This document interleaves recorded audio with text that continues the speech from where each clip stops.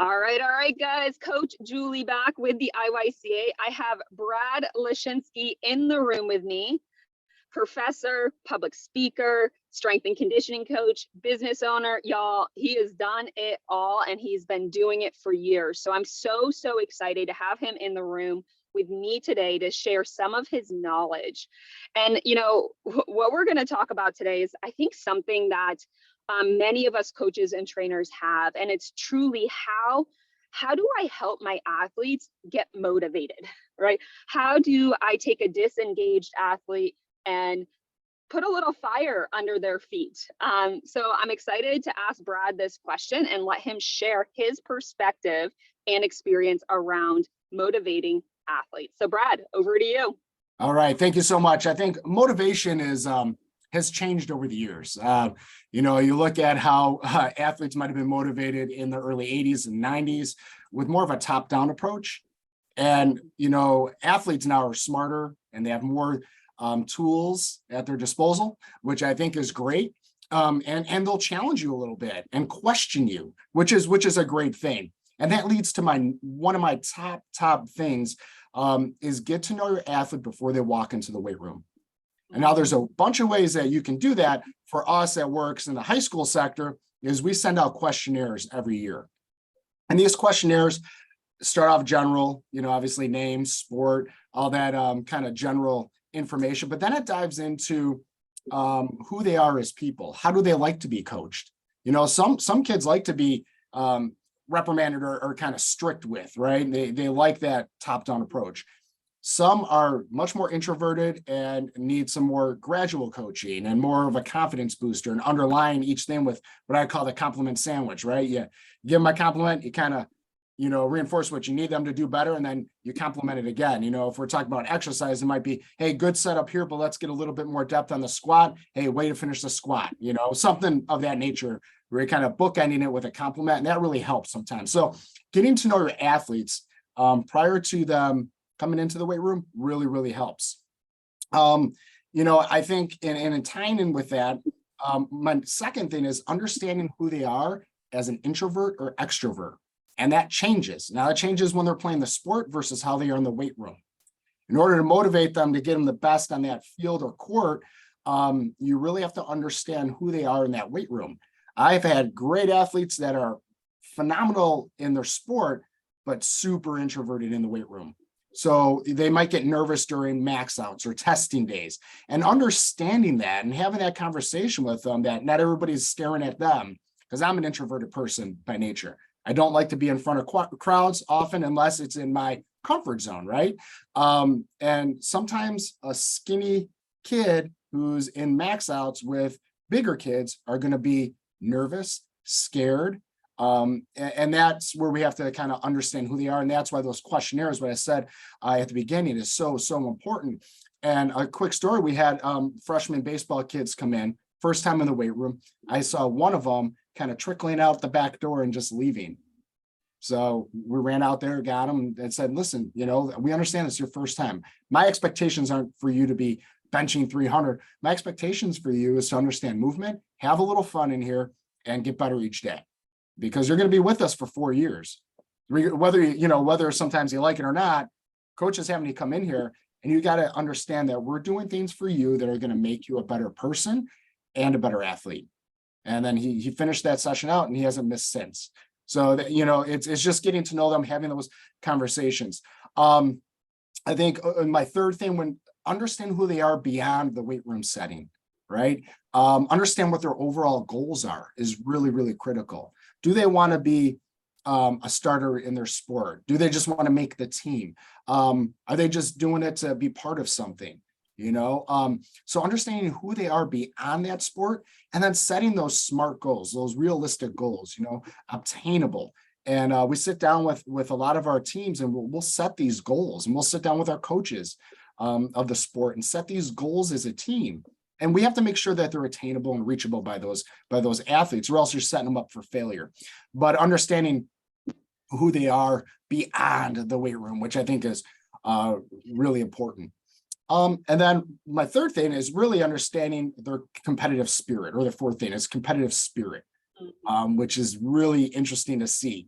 Not everybody is going to be competitive in the weight room as far as lifting weights. And, you always have those one or two screamers that go crazy, which is all fine and dandy, but it's finding things that they're competitive at. Is it doing repeated sprint testing? Is it doing a med ball throw, a vertical jump, a broad jump? Is it getting out there in their sport and being just overly competitive in that sport and seeing how that sport or that action is affecting their personality, right? If they fail at something, right? And because they're so competitive that failure, a strikeout in a baseball game is just so detrimental, it's ruining the rest of their game, right? So we have to understand their competitive spirit and how it affects the outcome of their sport and or their weight room success, which is really critical.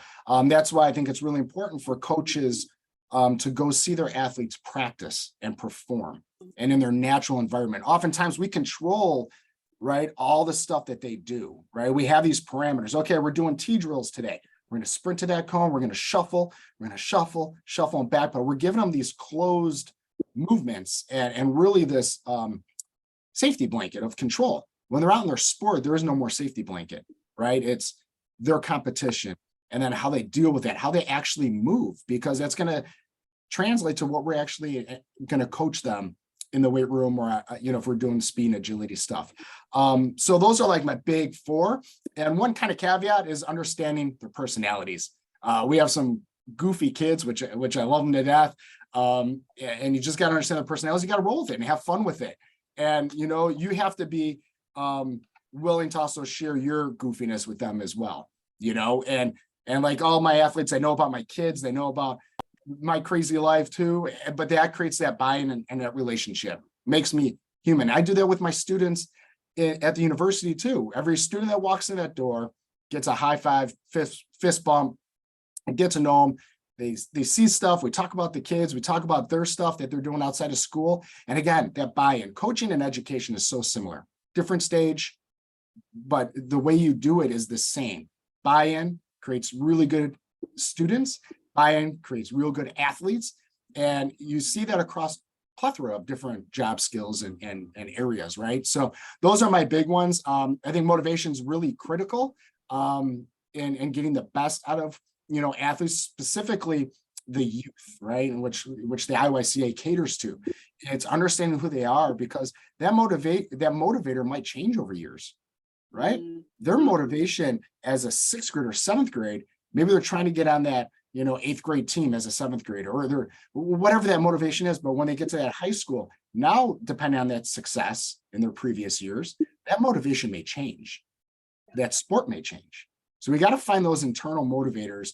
And again, it's getting to know them before they walk in, right? Those questionnaires beyond, who they are in the sport, setting those goals, their competitive spirit, and then who they are as an introvert and extrovert, I think plays a really good role in shaping a quality motivator as a coach.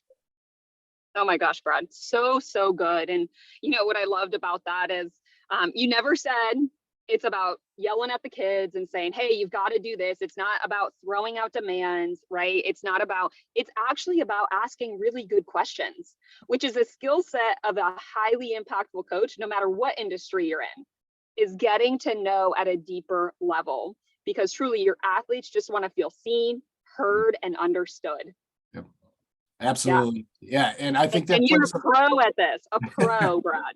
Well, it plays a role in leadership, right? And that is what we are. We're leaders. We might be leading 5th graders, 8th graders, high school kids. We're leading, and they're going to see how you lead. And they're going to learn from that, because in turn, you're their mentor. If we have these high school, we work in the high school sector, and we have these kids for 4 years, you best believe we're going to have an impact on their life as who they might be as a coach or who they might be as a person. They're sponges. I don't, it's insane how they recall things from you did when they were freshmen to what you did. Hey, we used to do this when we were freshmen, and now as a senior, we don't do it anymore. Why? And you have to really understand that. And again, it's forthcoming with the athletes right away. And that's the fun part. And watching their maturity is really fun too. Yeah. Well, and you say something there, Brad, you're going to have an impact. and you get to choose whether that's going to be a great impact on that athlete or not. But either way, you will have an impact. And when you are with them for the duration over years and years, right, we need to be mindful as coaches of the impact that we are actually paying forward as coaches. And, you know, just to kind of bring this and put a bow around this, right, let's get to know your athletes in their sport, beyond their game, in the room, in the weight room, beyond the weight room, right? And really, truly start seeing, hearing, and understanding them at a deeper level, because when they feel felt, right, when they feel heard and understood, they're going to likely show up in a different capacity. So Brad, so good. Love it. If you guys tuning in today, if you need more information around this, guys, go ahead and just give us a hand raise or drop your biggest takeaway from this conversation today. What did you gain or hear that maybe expanded your mind a little bit to, oh, you know what? I really need to work towards connecting deep at a deeper level with my athletes, or, you know what? I need to really be aware of the things they're doing outside of the four walls that they join me in. Would love to know your biggest aha moments, breakthroughs, or just new awarenesses you got from being in the room with us today. Brad, as always, thank you again for your knowledge, your genius, and, you know, for just being a highly impactful coach. Thanks, you appreciate it. Always a pleasure. Thank you. All right.